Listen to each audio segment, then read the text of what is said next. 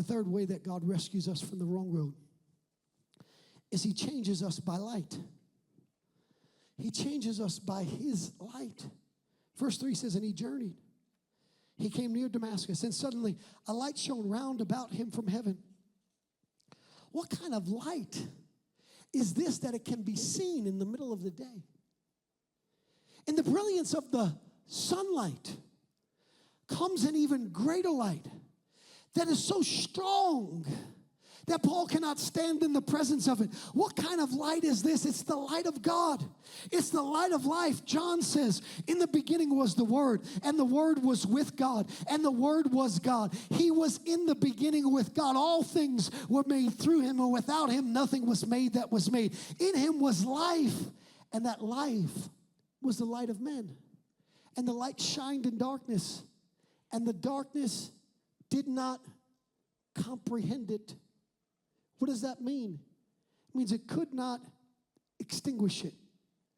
It could not stop it. Darkness cannot extinguish the light of God. But the light of God ought to knock the darkness out of our lives. Paul sees this light.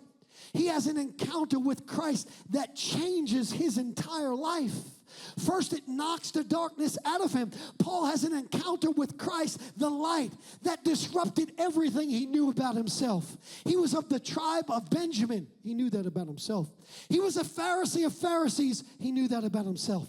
Concerning the law, he was zealous. He knew that about himself. He lived all his life thinking he knew. But the moment he met Jesus, Jesus disrupted everything he thought and knew and believed. One moment with Jesus ought to revolutionize your life. Listen to me.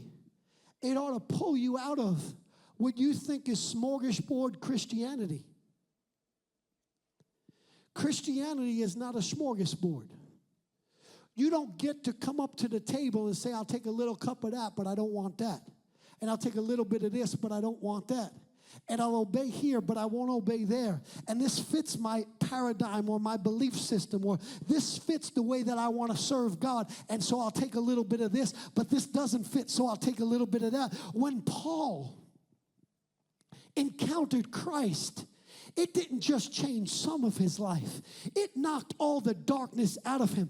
Everything that he knew, everything that he believed, every intellectual reasoning, every enlightened thought that was opposed to what Jesus stood for, Paul crucified it that day with Christ. And he said, I count everything else but I've lost but dung, so that I might gain the excellency of Jesus Christ.